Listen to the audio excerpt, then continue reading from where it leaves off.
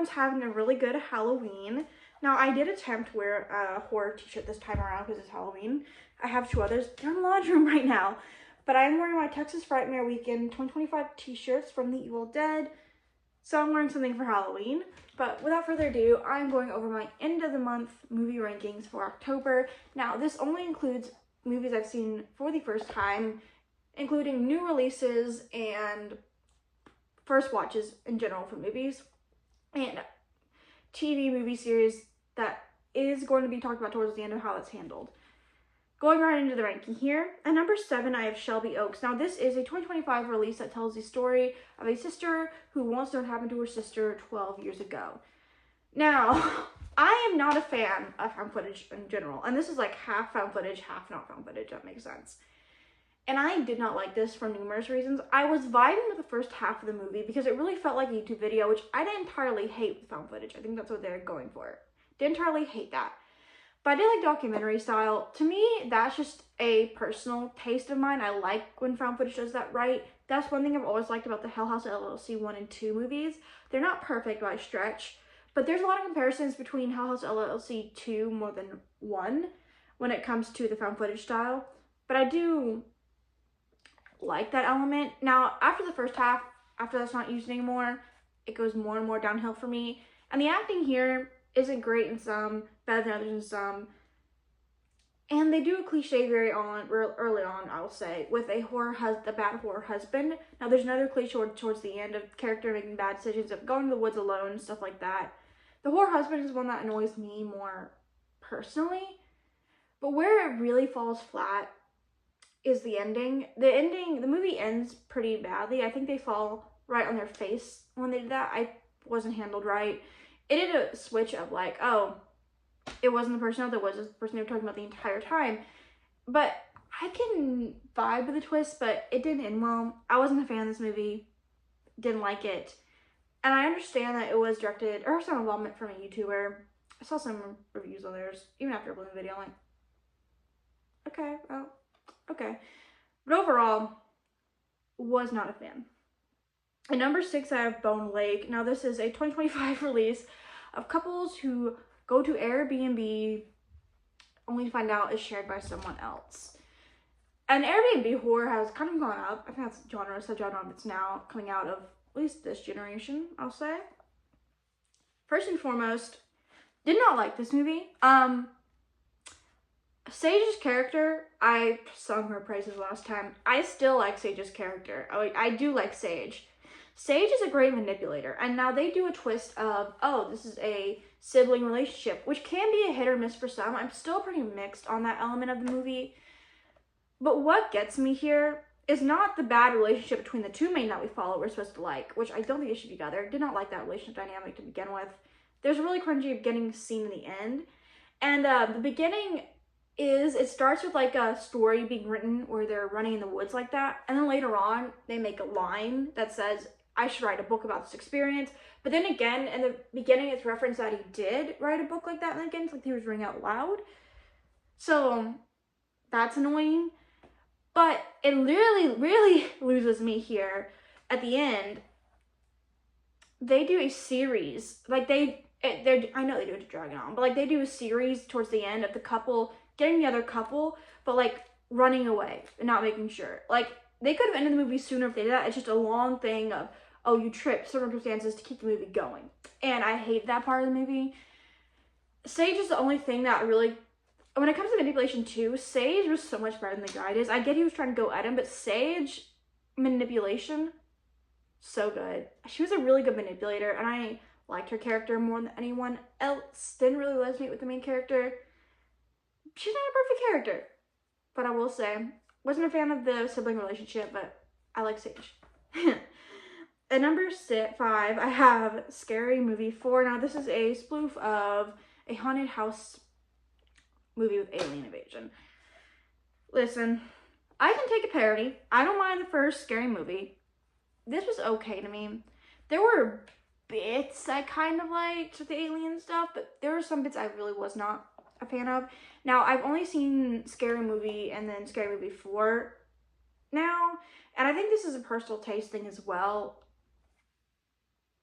I think some people may like this, some people may don't, but to me, I'm more in the middle of it. I know we're getting another Scary Movie too, so I don't know. To me, I didn't hate it. I didn't entirely love it.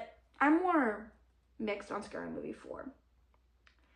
At number 4, I got Good Boy. This is a 2025 horror release that tells the story of a haunted house through a dog's perspective. I like the idea in theory. I like the length. I think it does well. And there were some moments that I really did feel bad for the dog. And I do like that element of the movie. But it's not a movie I would revisit. It's not bad. It's a perspective we haven't seen before. It's unique in that own way. But to me, as a horror movie, it's okay. I wouldn't like put it on anything over anything else, but I think it is different and unique enough for me to stand out and be like, oh, I remember seeing that movie. It wasn't bad. There were times I felt bad for the dog. But it's more forgettable of this list, because of all the movies I can talk about right now, that's probably the ones I'm forgetting the most out of, if I'm being honest. It's not a bad movie, but he does survive. The dog does survive, which I'm happy about. But to me, I don't know. I do think they did a weird thing with the phone and how they introduced that. It really, you gotta vibe with it, if that makes sense when you watch it. But it's most forgettable, but it's not bad. I had a decent time with Good Boy. 3 is Haunt Season. Now, this is a low budget 2024 horror that tells the story of a haunted house where a killer is inside. This is my personal type of horror movie. Yes, it is low budget, so acting hit or miss, okay? And they do give away the killer right away, but it's a fun put on screen movie for me. Like, that's just my type of movie in general. I will say it's not perfect. Oh, it's not perfect. But to me, it's just a fun movie to put on. I like it. It's for me. And number 2, Black Phone 2, which is a 25-hour release that tells the story of the siblings after the events of Black Phone. And I like this one.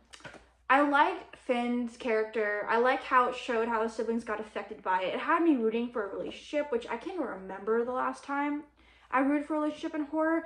I like the dreamlike sequence. I like how you could tell what was different from reality and dreams. I think they did a good job with that. And the grabber and that whole sequence, I like that idea. And I like how that kind of takes that kind of Nightmare on Elm Street kind of to a degree. But where this does kind of lose me here, and I got a comment too that someone wish there was more kills. I can understand that perspective. To me, it was cool with that, but I've seen that critique, and I can understand that critique. They could have easily put more kills there with how they did it. And there was one character that people kept going a punch at her, and it was hilarious. I love that bit. To me, the religious camp, love that. The way they did the mom thing, love that family kind of relationship all around. I hope they end it here. I don't think that any sequel could do any more justice, because I think they did a good job mixing it there. The biggest thing I will say that holds it back is with Freddy, you know the limits, right? Like in your dreams, you pull him out, right? Okay, but you don't know the limits of him here. Now, I had a question towards the end where if he was doing stuff to people in dreams or when he was asleep, I could understand that. But then they do stuff towards the end where he's not and he's just pulling strings. So my question was, could he do that all along, or was he waiting? Or what is this? Was this new? That was my questions. And it never truly got answered. Like, he was able to drag someone in real life down, even though he wasn't dreaming. And I was like, what? Okay, what is with that?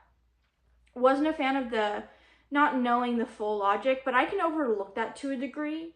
But it is pretty obvious that they really didn't think through of how far I can go and not the grabbing far, not go. But overall, I think they do a good job with it.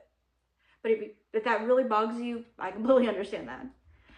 At number 1, I had The Thing from 1982. Yes, I finally saw The Thing. Great horror movie.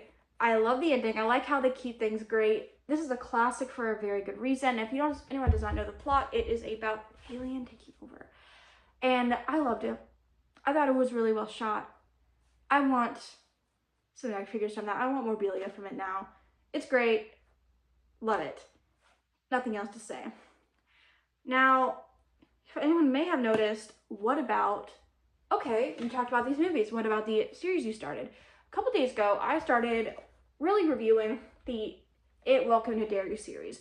And that will be continued all through the last episode, I believe is in December. I'm doing watch along on my channel. and I watched episode 1. I have hopes for it so far. It looks pretty good. I was vibing with the pilot. I don't know where they're gonna go. I have ideas in my head. I have ideas, but we are watching that along right now. I don't have really a ranking for it right now, as it looks promising, I can say that. But I am promising. I also signed up for an exchange online, giving gifts, Reddit, that kind of thing, right? And I have a candy exchange.